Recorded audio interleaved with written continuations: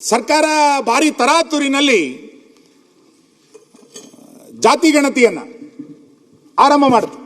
ಮಧುಸೂದನ್ ನಾಯಕ್ ಅವರ ಸಮಿತಿಯನ್ನು ರಚನೆ ಮಾಡಿ ಹೊಸ ಶೈಕ್ಷಣಿಕ ಮತ್ತು ಆರ್ಥಿಕ ಸಮೀಕ್ಷೆಯನ್ನು ಮಾಡ್ತೀವಿ ಅಂತೇಳಿ ಸರ್ಕಾರ ಹೊರಡಿತು.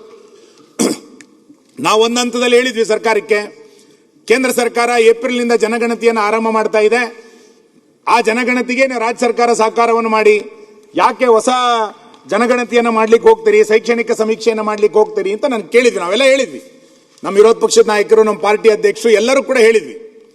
ಆಗ ಮುಖ್ಯಮಂತ್ರಿಗಳು ಹೇಳಿದ್ದೇನು ಅಂತ ಕೇಳಿದ್ರೆ, ಇದು ಜಾತಿ ಗಣತಿ ಅಲ್ಲ, ಇದು ಶೈಕ್ಷಣಿಕ ಮತ್ತು ಆರ್ಥಿಕ ಸಮೀಕ್ಷೆ.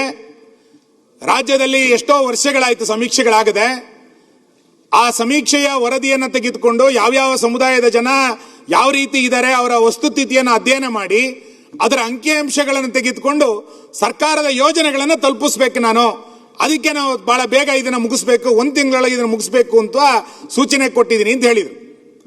ನಮಗೊಂದು ಕಳಕಳಿ ಇದೆ ಅಂತ ಅನ್ನಿಸ್ತು ಮುಖ್ಯಮಂತ್ರಿಗಳ ಮಾತನ್ನು ಕೇಳಿದಾಗ. ಅಂದ್ರೆ ಈ ವರದಿಯನ್ನು ಬೇಗ ತೆಗೆದುಕೊಂಡು ಆ ವರದಿಯ ಅಂಕಿಅಂಶಗಳ ಆಧಾರದಲ್ಲಿ ಬಜೆಟ್ ಅನ್ನು ಮಂಡನೆ ಮಾಡ್ತಾರೆ, ಆ ಯೋಜನೆಗಳನ್ನು ಆ ಸಮುದಾಯಗಳಿಗೆ ತಲುಪಿಸ್ತಾರೆ ಅಂತ ನಾನು ಕೇಳ್ತೇನೆ. ಮಾನ್ಯ ಅಧ್ಯಕ್ಷರೇ, ಸೆಪ್ಟೆಂಬರ್ 22, 2025ಕ್ಕೆ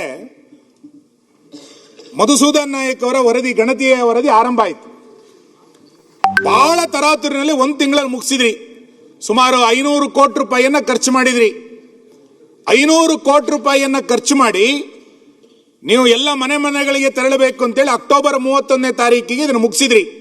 ಸೆಪ್ಟೆಂಬರ್ 22ಕ್ಕೆ ಆರಂಭ ಆಗಿ ಅಕ್ಟೋಬರ್ 31ನೇ ತಾರೀಕಿಗೆ ಇದನ್ನು ಮುಗಿಸಿದ್ರಿ. ಆಮೇಲೆ ನವೆಂಬರ್ 10ನೇ ತಾರೀಕಿನ ತನಕ ಗಡುವು ಕೊಟ್ಟು ಈ ವರದಿಯನ್ನು ತಯಾರು ಮಾಡ್ತೀವಿ ಅಂತ ಹೇಳಿದ್ರಿ. ಸೆಪ್ಟೆಂಬರ್, ಅಕ್ಟೋಬರ್, ನವೆಂಬರ್, ಡಿಸೆಂಬರ್, ಜನವರಿ, ಫೆಬ್ರವರಿ, ಮಾರ್ಚ್ 7 ತಿಂಗಳಾಯ್ತು ಮಾನ್ಯ ಅಧ್ಯಕ್ಷರೇ. ಇವತ್ತಿನ ತನಕ ವರದಿ ಏನಾಗಿದೆ ಅನ್ನುವಂಥದ್ದನ್ನ ಒಂದು ಲೈನ್ ಹೇಳಿಲ್ಲ ಬಜೆಟ್ನಲ್ಲಿ. ರಾಜ್ಯಪಾಲರ ಭಾಷಣದಲ್ಲೂ ಕೂಡ ಹೇಳ್ತಾರೆ ಅಂತ ನನ್ನ ಕುತೂಹಲದಿಂದ ಕಾಯ್ತಾ ಇದ್ದೆ.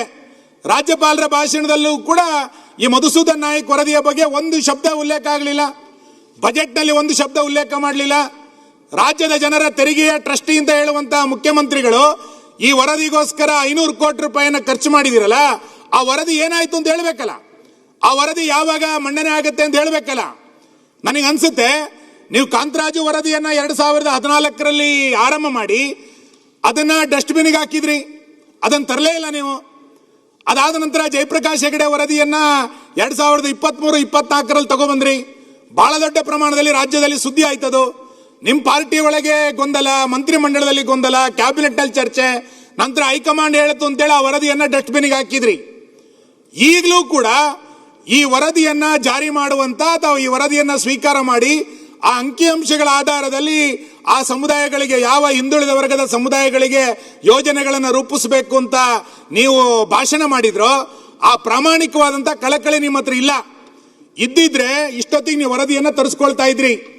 ನನಗನ್ಸುತ್ತೆ ನೀವು ಇನ್ನೊಂದು 50 ರೂಪಾಯಿ ಎಕ್ಸ್ಟ್ರಾ ಬಜೆಟ್ ನಲ್ಲಿ ಇಟ್ಟು ಆ ಮಧುಸೂದನ್ ನಾಯಕ್ ವರದಿಯನ್ನು ಕೂಡ ಡಸ್ಟ್ಬಿನ್ಗೆ ಹಾಕ್ತೀರಿ ಅಂತ ನಾನು ಇಲ್ಲೂ ಕೂಡ ಹೇಳ್ತಾನೆ. ಕಾಂತರಾಜು ವರದಿಯನ್ನ ಡಸ್ಟ್ಬಿನ್ಗೆ ಹಾಕಿದ್ರಿ, ಜಯಪ್ರಕಾಶ್ ಹೆಗಡೆ ವರದಿಯನ್ನ ಡಸ್ಟ್ಬಿನ್ಗೆ ಹಾಕಿದ್ರಿ. ಈಗ ಹೊಸ ಡಸ್ಟ್ಬಿನ್ ಕಾಯ್ತಾ ಇದೆ ಆ ಇನ್ನೊಂದು ವರದಿಯನ್ನ ಹಾಕ್ಲಿಕ್ಕೋಸ್ಕರ. ಇಲ್ಲ ಅಂತಾಗಿದ್ರೆ ನಿಮಗೆ ಹಿಂದುಳಿದ ವರ್ಗದವರ ಬಗ್ಗೆ ಒಂದು ಪ್ರಾಮಾಣಿಕವಾದ ಕಳಕಳಿ ಇದ್ರೆ 183 ಬಜೆಟಿನ ಪುಸ್ತಕದಲ್ಲಿ ಒಂದು ಶಬ್ದ ಆದರೂ ಕೂಡ ಆ ಹಿಂದುಳಿದ ವರ್ಗದ ಸಮೀಕ್ಷೆಯ ಬಗ್ಗೆ ನೀವು ಉಲ್ಲೇಖ ಮಾಡಬೇಕಾಗಿತ್ತು. ಇವತ್ತಿನ ತನಕ ನೀವು ಉಲ್ಲೇಖ ಮಾಡಲಿಲ್ಲ ಮಾನ್ಯ ಅಧ್ಯಕ್ಷರೇ. ಹಾಗಾಗಿ ನೀವು ಅದರ ಅಂಕಿಅಂಶಗಳನ್ನು ತೆಗೆದುಕೊಳ್ಳದೇನೆ ನೀವು ಬಜೆಟ್ ಅನ್ನ ಮಂಡನೆ ಮಾಡಿದಿರಿ ಅಂತಂದ್ರೆ ನೀವು ಅವತ್ತೇ